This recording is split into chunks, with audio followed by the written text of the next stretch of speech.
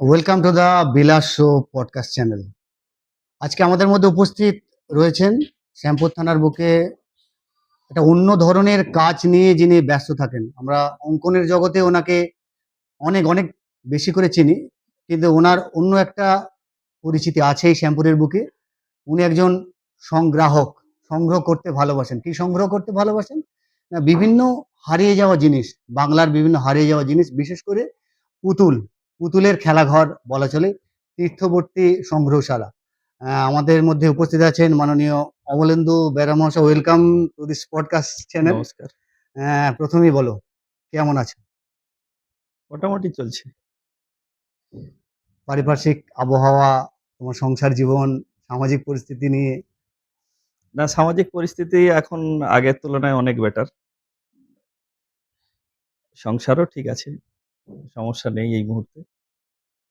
অঙ্কনের জগতে তোমাকে আমরা অনেক অনেক বেশি করে চিনি, মানে সাধারণ মানুষ অনেক বেশি চেনে। কিভাবে আসা এই অঙ্কনের জগতে, একটু যদি শুরুর দিকের কথা বলো।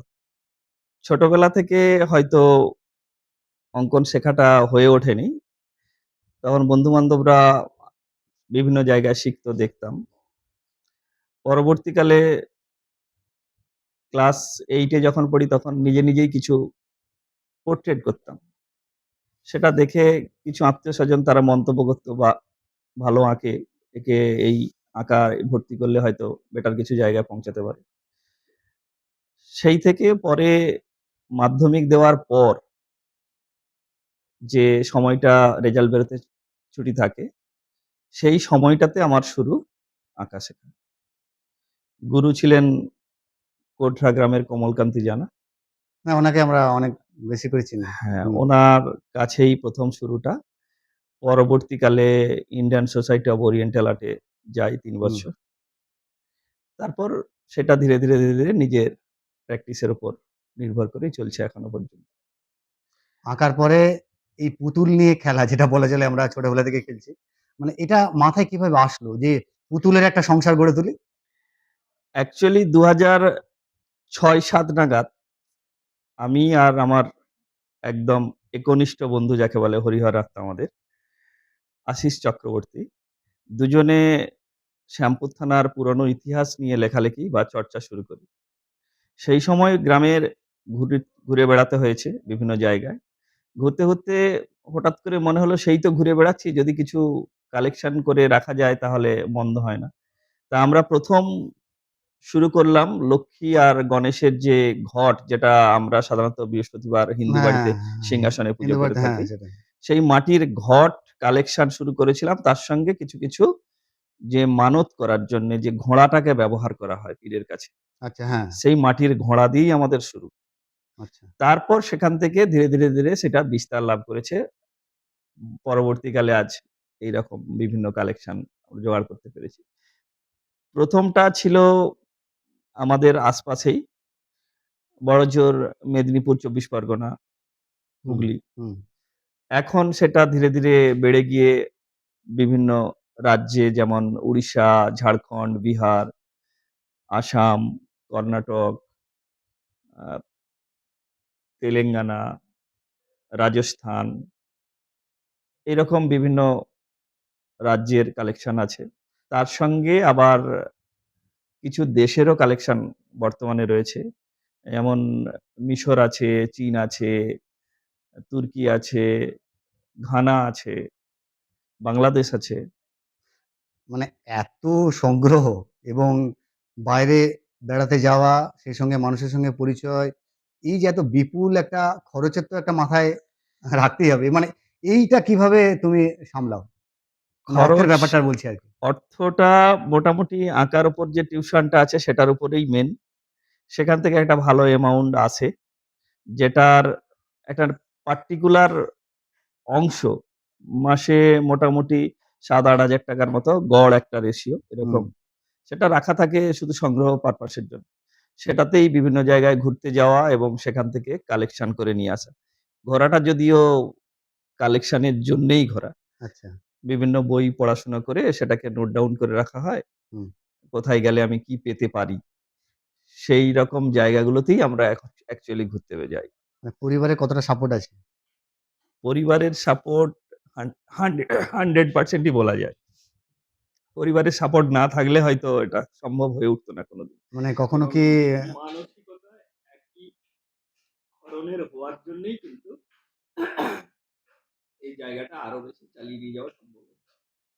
মানে কখনো কি এরকম মনে হয়েছে যে পরিবারের সঙ্গে একটা মতানৈক্য তৈরি হচ্ছে? না তুমি এত জায়গায় যাচ্ছ, মানে আমরা যাচ্ছি না, তুমি একাই যাচ্ছ। মানে এরকম কি কখনো মনে হয়েছে? না, এখনো পর্যন্ত সেরকম সমস্যা নেই। বরঞ্চ মিসেস কখনো যদি যেতে না পারে তখন বলেই দেয় যে, "যাক খুব একটা সঙ্গে করে নিয়ে বেরিয়ে পড়ি। কালেকশনটা করতে হবে।" মানে কোনো একটা ঘটনা যেটা সংগ্রহ করতে গিয়ে তুমি মানে এখনো মনের দাগ কেটে যায় যে ওই ঘটনাটা হয়তো না ঘটলে মানে এইটা হয়তো আমি পেতাম না। এরকম কোনো ঘটনা যদি মনে পড়ে? কোনো একটা ইনসিডেন্ট মানে কোনো একটা জায়গা থেকে ধরো সংগ্রহ করতে যাচ্ছ, কোনো কিছুর একটা সম্মুখীন তুমি হয়েছো। মানে বলা যেতে পারে মানে বিপদের সম্মুখীন বা কোনো কিছু একটা জায়গা। মানে অনেক জায়গায় তো বেড়াতে যাচ্ছ বা ঘুরতে যাচ্ছ, সংগ্রহ করতে যাচ্ছ। সেরকম এরকম ঘটনা কি ঘটেছে মনে হয়?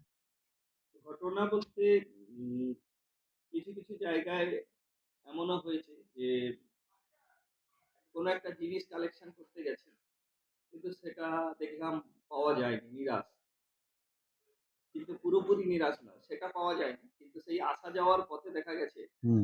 এমন কিছু পেয়ে গেছি যেটা হয়তো আমার কল্পনারও বাইরে ছিল। এটা ভাবা যায় না যেটা এটা মিলতে পারে কোনো। মানে এরকম অপ্রাপ্তির প্রাপ্তি আরকি একদম। সেটাই। বা সেটা মানে বেড়াতে গিয়েও এরকম ঘটনা ঘটেছে। হুম।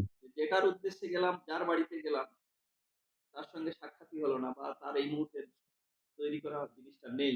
কিন্তু তার থেকে একটা বেটার কিছু পেয়ে তার গেলাম। থেকে বেটার জিনিস একটা পেয়ে গেলাম। এরকম ঘটনা ঘটে। দীর্ঘ একটা জার্নি এটা বলা চলে। তোমার এই সংগ্রহের জন্য বিভিন্ন পথে যাওয়া, বিভিন্ন মানুষের সঙ্গে ঘুরে বেড়ানো। প্রায় মানে মানে কখনো ক্লান্তি বোধ হয়েছে মনে হয়? যে এই এত দীর্ঘ না, যাত্রা এর মধ্যে মানে আর হয়তো না হলেও ভালো হয়। যা সংগ্রহ করেছি যে ঠিক আছে। এটা এমনই একটা জিনিস যে যখনই আমরা পরস্পরের কাজ দেখি তখন কিন্তু মনের মধ্যে নেশাটা আরো চেপে বসে। যে আরো চাই, আরো চাই। মানে এর কোনো শেষ নেই চাওয়ার। খালি টাকা জোগাড় করতে পারলেই হবে কালেকশন। আর কালেকশনের জন্য ঘুরে বেড়ানো একটা নতুনত্ব জিনিস। মানে বিভিন্ন জায়গা দেখা এবং লোকের সঙ্গে মেলামেশা করা। বিশেষত শিল্পী তারা কত দরিদ্র অবস্থায় এখনো পর্যন্ত এই শিল্পগুলোকে ধরে রেখেছে। হুম, আমাদের বাংলা বলি বা পাশের রাজ্যগুলো বলি, এই শিল্পী সমাজের অর্থনীতি একদম তলানিতে। তারা কিন্তু যদি মূল জীবিকা হিসাবে এটাকে রাখে হুম, তাহলে তাদের সংসারে চলবে না। তারা এটা শখ হিসাবে রাখছে এবং তারা করে যাচ্ছে বলেই কিন্তু আমরা এখনো পর্যন্ত পাচ্ছি। অনেকে তো বন্ধ করে দিয়েছে। হুম। তাদের কাছে নতুন করে আবদার করতে হয় যে আপনি তো একটা সময় করতেন, তাহলে নতুন করে যদি করে দেওয়া যায়। তখন সেটাও তিনি আমাদের আবদার মেটানোর জন্য বানিয়ে দিয়েছেন।